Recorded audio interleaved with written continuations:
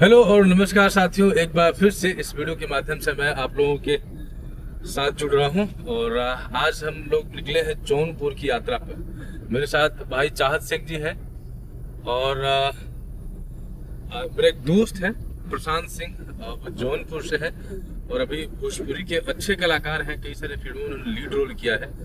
बहुत लंबे समय बाद आज संडे को प्लान बना कि आज उनसे एक मुलाकात की जाए और उनके क्षेत्र, उनके काम से जुड़े हुए कुछ मुद्दों के ऊपर हम लोग जानकारी लेंगे। और सबसे इम्पोर्टेंट है कि भाई अपना मूवी में काम कर रहा है तो उसको एनकरेज भी करना है और मिलने की भी इच्छा थी। तो मैं चाहत भाई, हम लोग यहाँ से निकल रहे हैं अभी मुगल सराय से और सामने का जो दृश्य है अभी बहुत ही सुंदर लग रहा है, क्योंकि ये रिंग रोड का एरिया है जो एक समय एकदम सुनसान हुआ करता था, लेकिन अब ये एरिया एक तरह से एकदम हाई डिमांड में।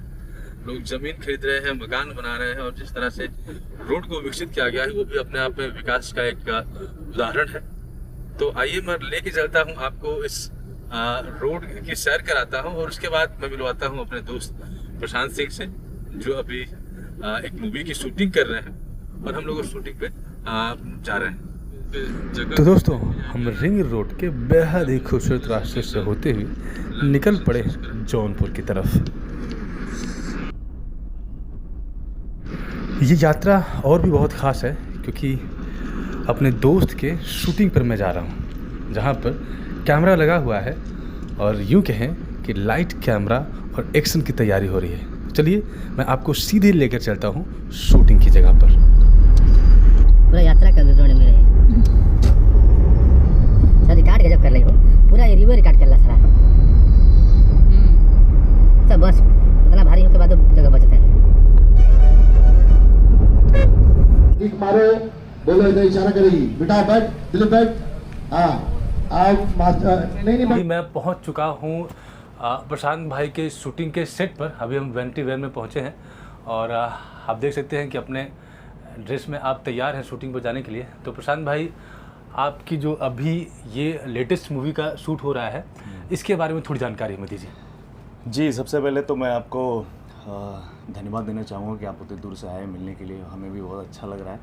और आज जो हम शूटिंग कर रहे हैं, इस फिल्म का नाम है अनपढ़ बहू, अनपढ़ बहुरिया भी कह सकते हैं, और टाइटल हिट है। और इस फिल्म की कहानी ऐसी है कि एक अनपढ़ लड़की से शादी होती है, क्योंकि मैं खुद अनपढ़ रहता हूँ। तो कहा जाता है ना कि अगर पढ़ी लिखी लड़की है या पढ़े लिखे लड़के हैं, तो दोनों का कॉम्बिनेशन होता है ना कि जो ज़्यादा पढ़ लेता है। जैसे लड़कियां पढ़ी लिखी हैं, लड़के भी पढ़े लिखे हैं, तो उनके एक अलग होता है। यहाँ पे दोनों अनपढ़ हैं। तो इसी तरह की कुछ कहानी है जो हम शूटिंग कर रहे हैं, और ये शूटिंग चल रही है हमारी जौनपुर में। और ये गाँव का लोकेशन है, बहुत ही प्यारा यहाँ का लोकेशन है। तो बस यहाँ पे शूट कर रहे हैं हम लोग।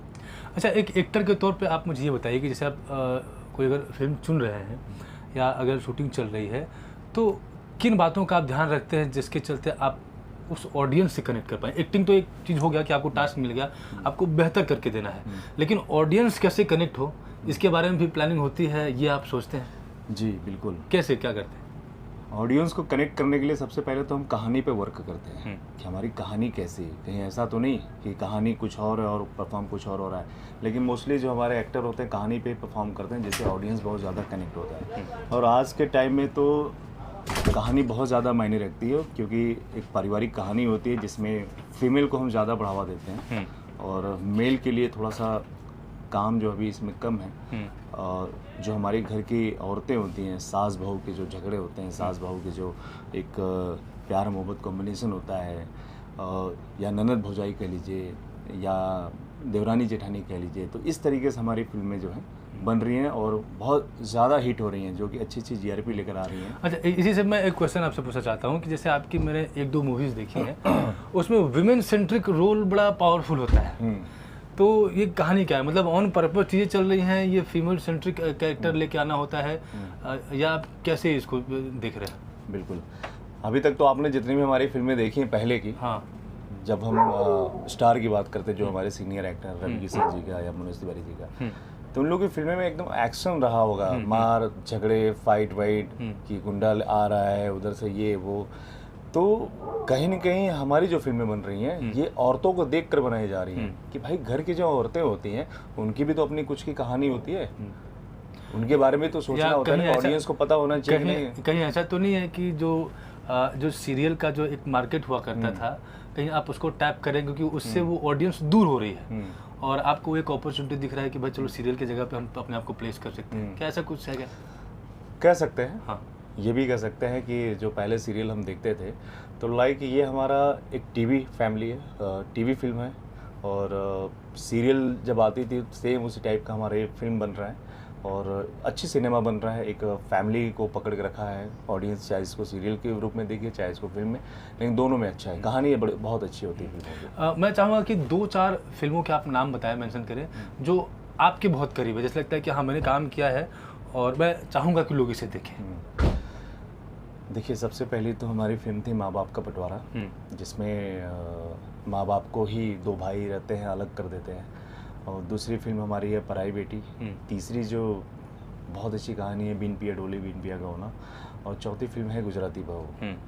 तो ये 4 तो मतलब मेरे दिल के बहुत करीब है। बाकी और भी फिल्में हैं जो अभी आने वाली हैं, तो जैसा कहानी होता है वैसा हम अपने आप को उसमें परफॉर्म करते हैं अपने कैरेक्टर पे। तो दोस्तों अभी हमारे साथ संजना पांडे जी हैं और भोजपुरी फिल्मों में आप एक तरह से कह सकते हैं कि काफ़ी ट्रेंडिंग है और आपकी पिछली मूवी जो तुलसी विवाह है काफ़ी बेहतरीन प्लॉट पे बना है, काफ़ी इमोशनल मूवी है। तो ये कह सकते हैं कि आप की जो मूवीज़ होती हैं काफ़ी पारिवारिक होती हैं, क्योंकि एक तरह से भोजपुरी मूवीज़ के ऊपर एक स्टिग्मा लगा दिया गया था कि उसको आप फैमिली के साथ नहीं देख सकते हैं, लेकिन आपकी मूवीज़ काफ़ी सुंदर होती है, पारिवारिक पृष्ठभूमि पर बनी हुई है। ऐसा बोलेगी वो उसका सीधा लोग आप कर रहे हो। भोजपुरी इंडस्ट्री में आप काफ़ी समय से लगे हुए हैं, काफ़ी समय से आप काम कर रहे हैं और बहुत सारे भोजपुरी मूवी को लेके एक स्टिग्मा भी लोगों के दिमाग में डाला जाता है कि चीज़ें अश्लील होती हैं या एक ऑडियंस को नहीं अपील करती हैं। आप भोजपुरी इंडस्ट्री के इवोल्यूशन को कैसे देखते हैं? कहाँ से चला और अभी आप कहाँ पे खड़े हैं? चला तो ये सिनेमा से ही अभी यूट्यूब पे खड़ा है।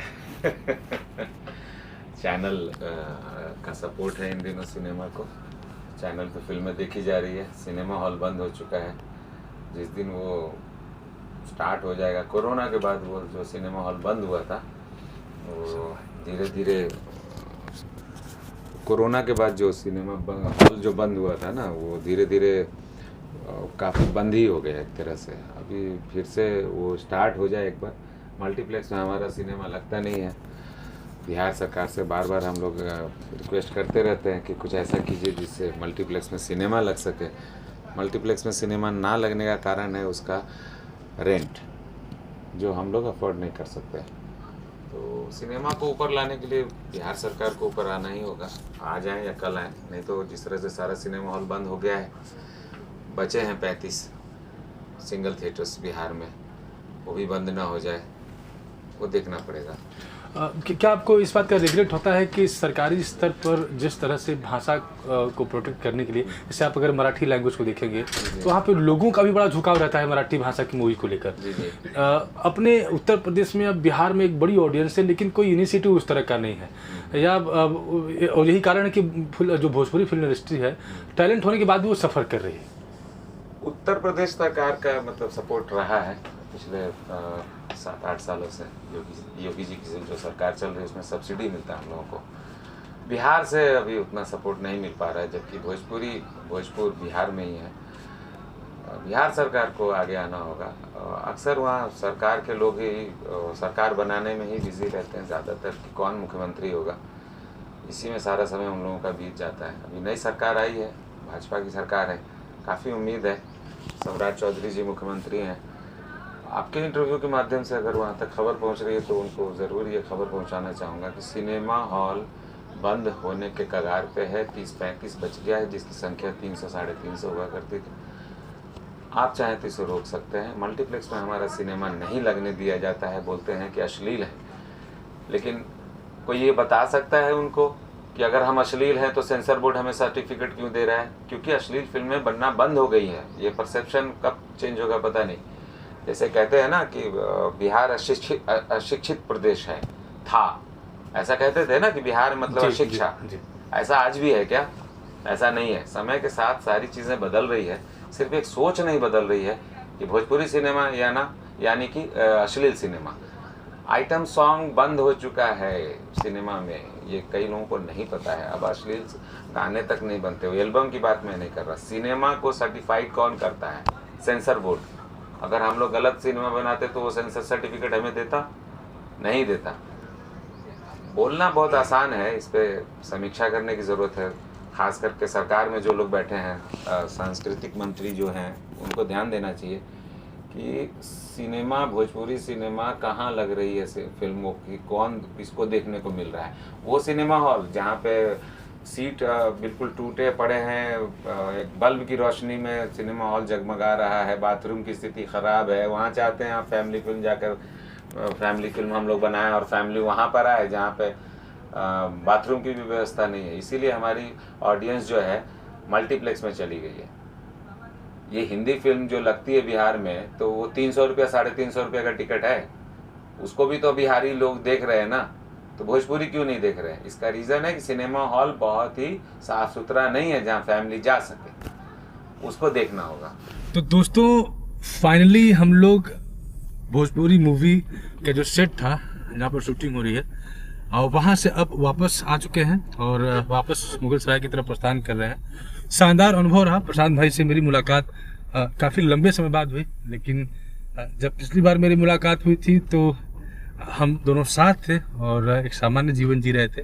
अब मैं अपने काम में व्यस्त हूँ और वो मूवी में अब लीड रोल कर रहे हैं, और आई होप कि एक बेहतर एक्टर है उसको बेहतर चांस मिलेगा, बेहतर प्लेटफॉर्म पे जाएगा। और पिछली कुछ 2-4 जो मूवीज़ हैं बहुत ही शानदार मूवीज़ हैं, नाम आपने सुना और आप उसको ज़रूर देखिए। और पूरे सेट को आपने देखा तो भोजपुरी मूवी मतलब अपने लैंग्वेज को एक तरह से फिर से पुनर्स्थापित करने का भी एक अवसर होता है, क्योंकि साउथ इंडियन मूवीज़ आप देखेंगे तो लैंग्वेज का ही प्रेम होता है कि वो मूवीज़ अपने क्षेत्र में बहुत अच्छा करती हैं और अपने क्षेत्र में अच्छा करती हैं, इसीलिए उनका एक समय पर नेशनल अपील भी रहा और नेशनल एक्सेप्टेंस भी रहा। तो इसी के साथ मैं इस ब्लॉग को समाप्त करूंगा। एक बेहतर अनुभव रहा और उम्मीद है कि आपको भी ये वीडियो पसंद आया होगा। मिलते हैं आपसे अगले वीडियो में, तब तक के लिए आपका दिन शुभ।